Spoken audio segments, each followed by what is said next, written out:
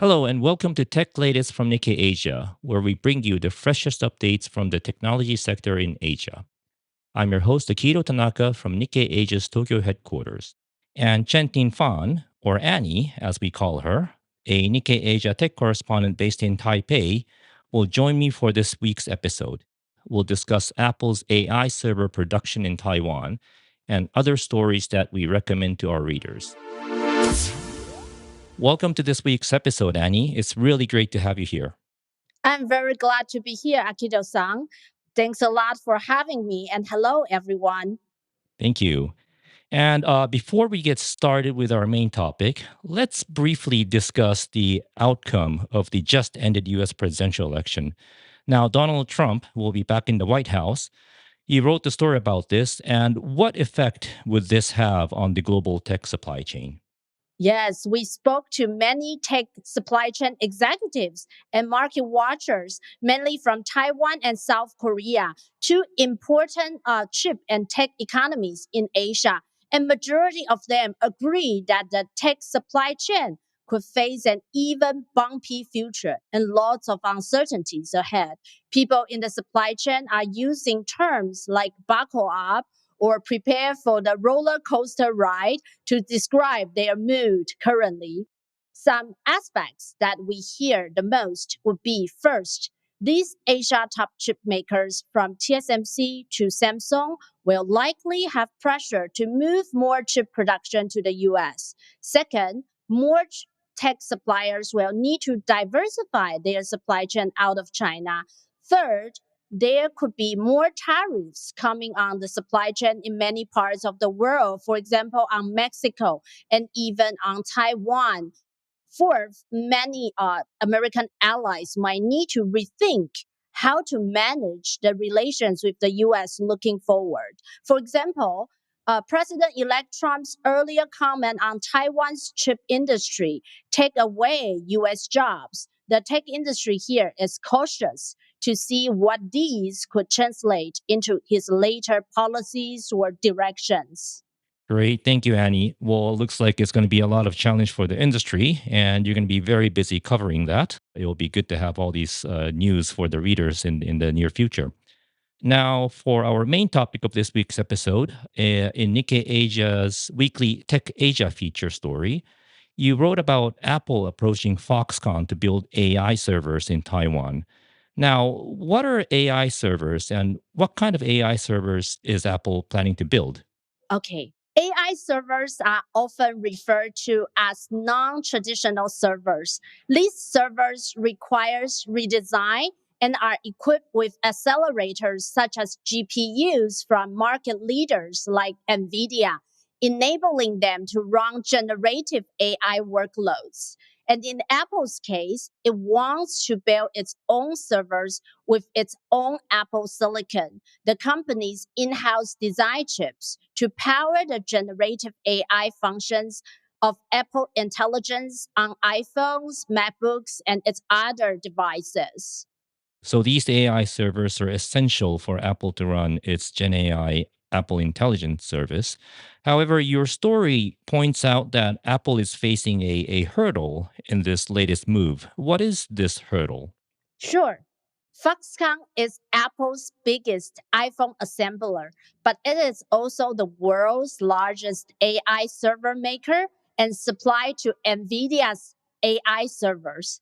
In the current case, Foxconn is helping NVIDIA to ramp up production for its latest NV72 AI servers with 72 Blackwell GPU and 36 Grace CPU to all connect together. That is made at a facility in the Taiwanese city of Hsinchu, and it requires some different skill sets. For example, it needs new power supply systems, new thermal and cooling solutions, and the interconnect technology for such servers. And Apple is asking Foxconn for help to build their servers at the same location because it aims to leverage some of the engineering resources and staff's know-how who serve at NVIDIA. But as a consumer electronic giant, Apple is not as familiar with server designs like some of its peers, such as Google.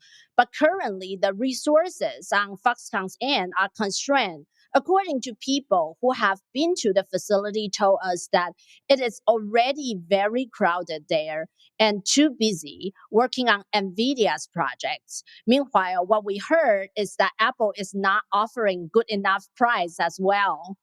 That's really interesting. So Foxconn is basically saying to Apple that you're a great customer from an iPhone assembly perspective, but not so much for servers. We're too busy building NVIDIA products. Now, in this case, could Apple ask other companies to manufacture its AI servers? So Foxconn's team work on servers wants to say no.